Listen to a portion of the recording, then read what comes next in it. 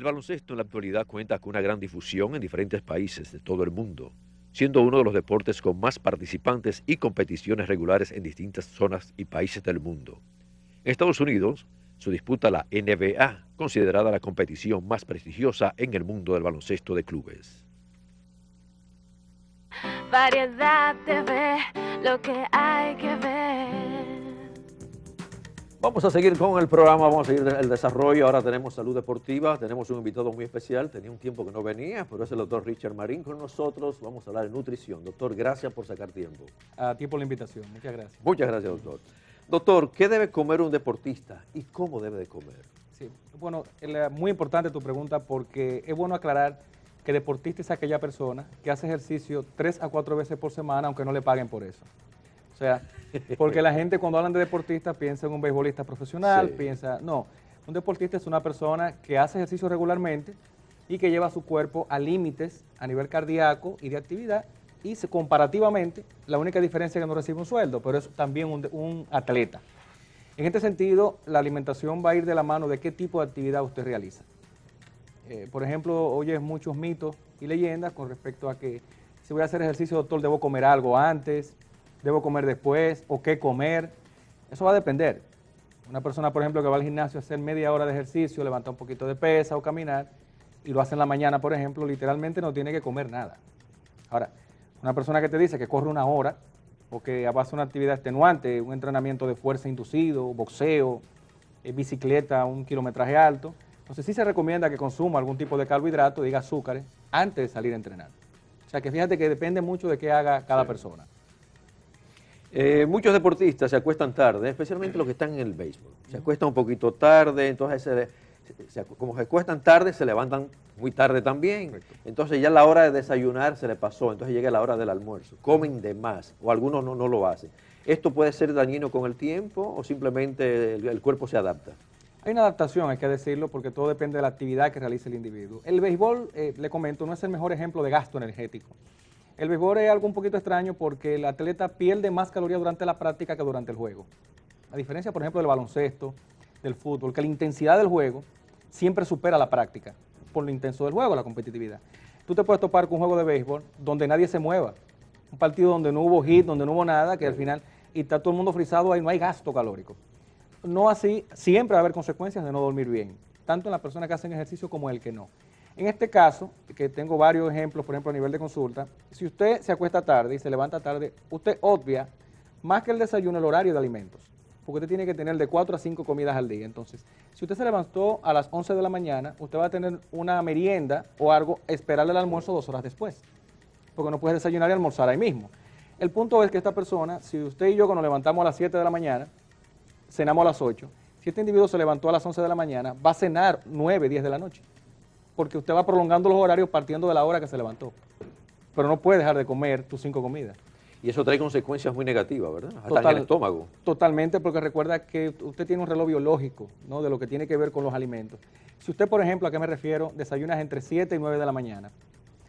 Luego de 21 días en esa práctica, eso está fisiológicamente demostrado, el cuerpo, los ácidos gástricos, los segrega en ese horario, independientemente de usted desayune o no. Si esos ácidos gástricos, que son los que degradan los alimentos, no encuentran lo que usted está consumiendo normalmente, laceran la pared del intestino y eso produce gastritis, inclusive úlceras. Usted tiene que tener un horario y respetarlo para tener sus comidas. No puede comer a deshoras por eso mismo.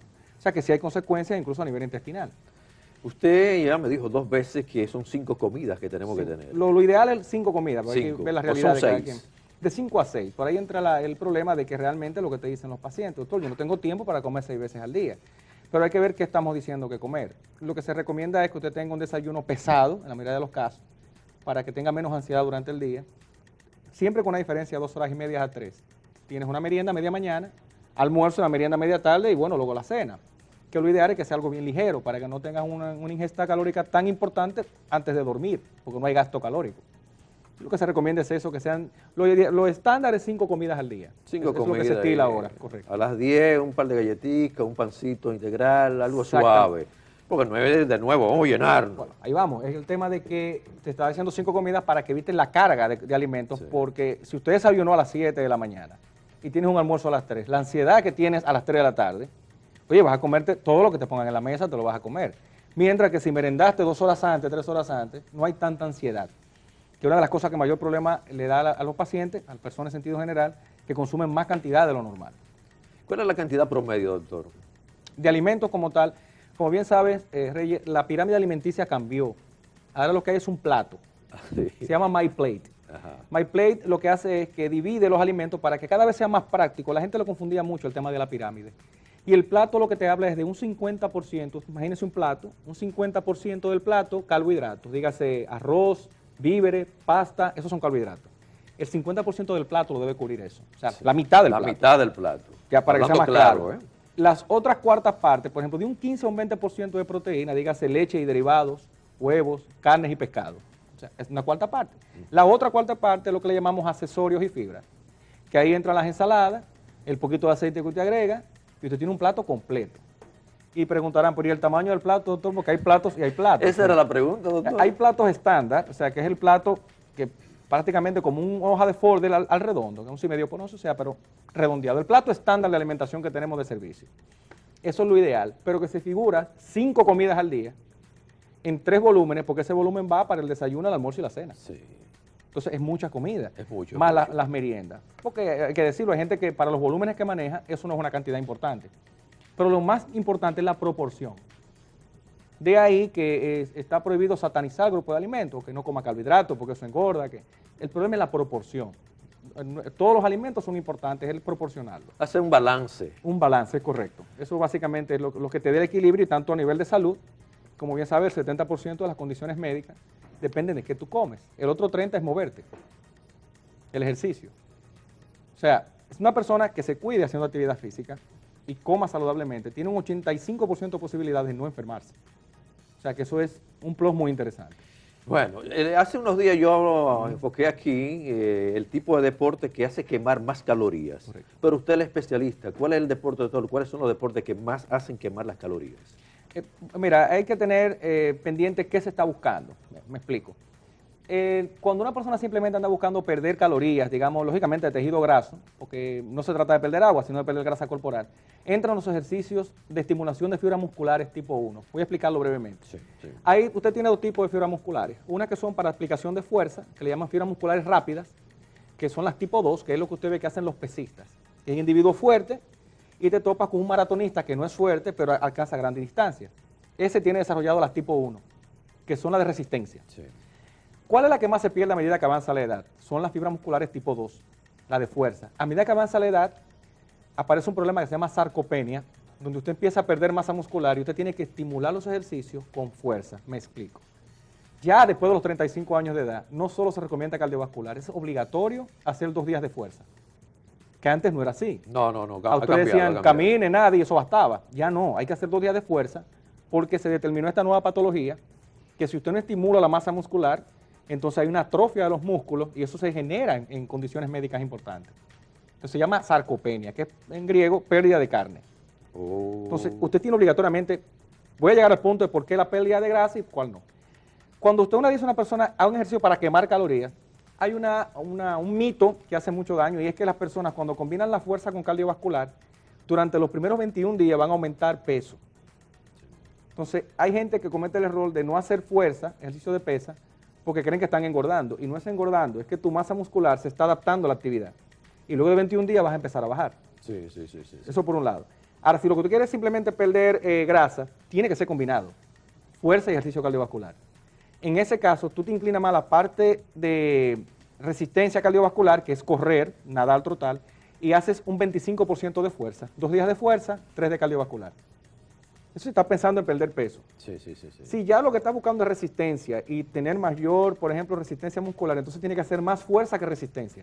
Entonces, fíjate que el asunto no es tan sencillo como dar una recomendación abierta a la población, sino que todo depende del objetivo de la persona y qué está buscando. Pero, siendo franco, tanto las pesas bien hechas como la parte de cardiovasculares te ayudan a perder grasa, que es la energía que hay que perder en calorías, pero más que todo la parte cardiovascular.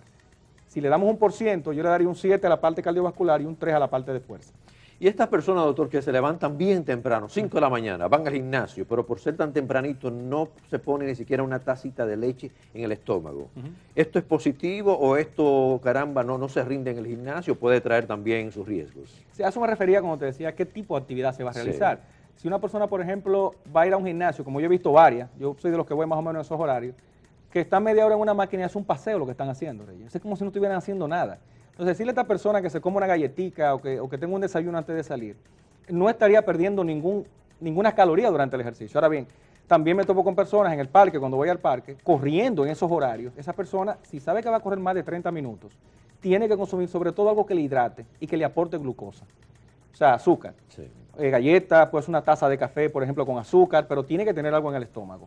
Ya sobre los 45 minutos estamos hablando de comerse quizás hasta medio sándwich, consumir algo pesado porque va por encima de los 45 y ahí hay riesgo de una hipoglicemia, es un bajón de azúcar. Pero como te decía, depende qué va a hacer esta persona. Otra persona que va a hacer actividad de fuerza también necesita consumir carbohidratos antes de salir, que va a hacer ejercicio de pierna, que tiene un entrenador y le somete mucha resistencia, esa persona necesita ayuda. O sea que dependiendo, por eso la importancia de saber a qué vas y que sea específico que estás haciendo para dar las recomendaciones ideales. Yo he visto, donde yo estoy, varios casos de hombres y mujeres, que, bueno, mareados totalmente. Sí. ¿Y qué pasó? No, que yo no desayuno, uno le da una menta, algo dulce, y entonces ahí vuelven de nuevo, pero se quedan en el mareo, se ponen pálidos totalmente. De hecho, fíjate que esto es algo que llama mucho la atención porque hay auras, lo que le llamamos auras, en esas hipoglicemias. O sea, esa persona sabe que viene algo ahí.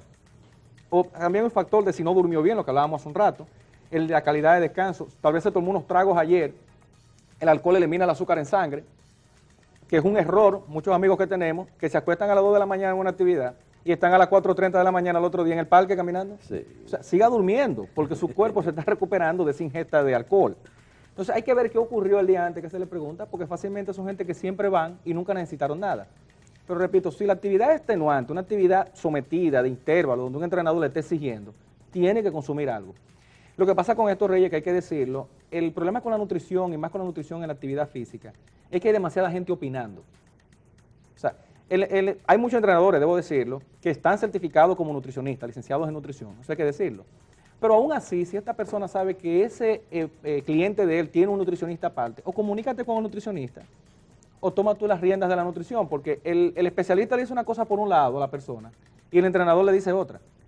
Pero la amiga o el amigo te recomienda algo personal. O sea, la gente no le ha dado la seriedad que lleva la nutrición, no solo en actividad física, en sentido general, porque el problema es que hay demasiada gente que cree saber de eso.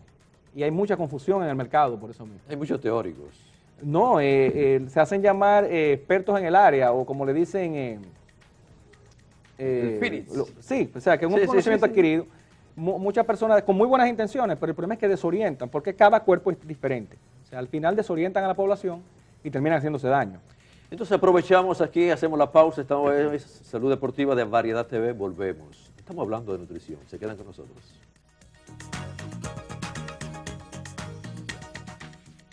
Variedad TV, lo que hay que ver.